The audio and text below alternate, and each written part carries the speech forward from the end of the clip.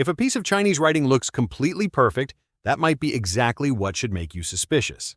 For 15 years, I analyzed Chinese language for a living, not as a translator, but as someone trained to look at a piece of text and answer one question: who actually wrote this, and are they who they say they are?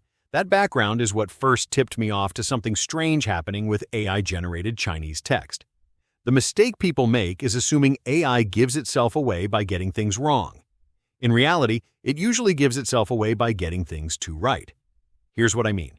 Real human writing, even from highly educated native speakers, is messy in small, predictable ways. People drop a character here and there when typing fast on a phone. They repeat a word they already used 2 sentences ago because they didn't bother finding a synonym. They start a sentence with one grammatical structure and finish it with a slightly different one, because that's how speech actually works. Thoughts shift mid-sentence. None of this is a mistake exactly. It's just what real, unedited human output looks like. AI-generated Chinese text doesn't do this. It's fluent in a way that's almost too fluent. Every sentence resolves cleanly. Vocabulary never repeats when a synonym is available.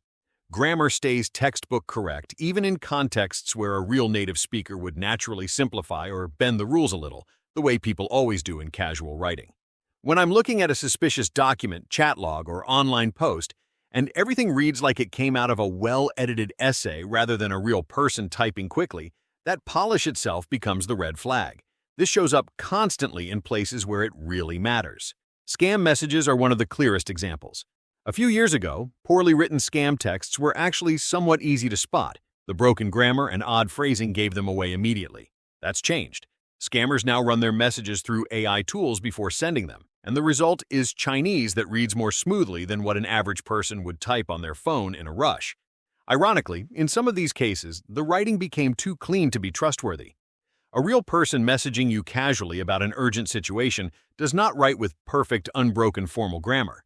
Someone actually panicked, actually rushing, actually a real friend or relative, writes like it. The same pattern shows up in fake reviews, in impersonation accounts, and in cases where someone is trying to pass off AI-generated content as their own original writing, whether that's a student, an employee, or someone building a fake online persona. In every one of these cases, the giveaway isn't an error. It's the absence of the small human errors that should be there and aren't. This doesn't mean every clean, well-written piece of Chinese text is AI-generated. Plenty of skilled, careful human writers produce polished work too.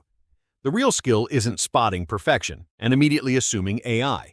It's noticing when perfection appears in a context where it doesn't belong. A quick, casual WeChat message to a friend should not read like a formal essay.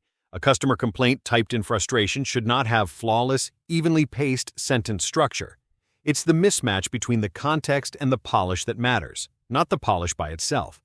This is genuinely useful to know. Whether you're trying to protect yourself from a scam, verify whether a piece of content is authentic, or simply understand why something about a message feels slightly off, even when you can't immediately explain why.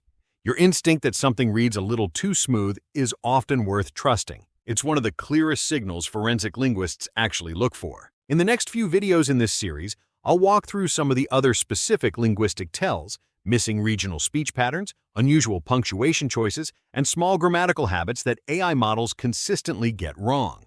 Together, they add up to a genuinely useful skill for spotting what's real and what isn't. If you want to dig deeper into this, check out the link to my website in the description box below. Subscribe if you want more of these. There's a lot more where this came from. Thank you for listening, and I'll see you next time.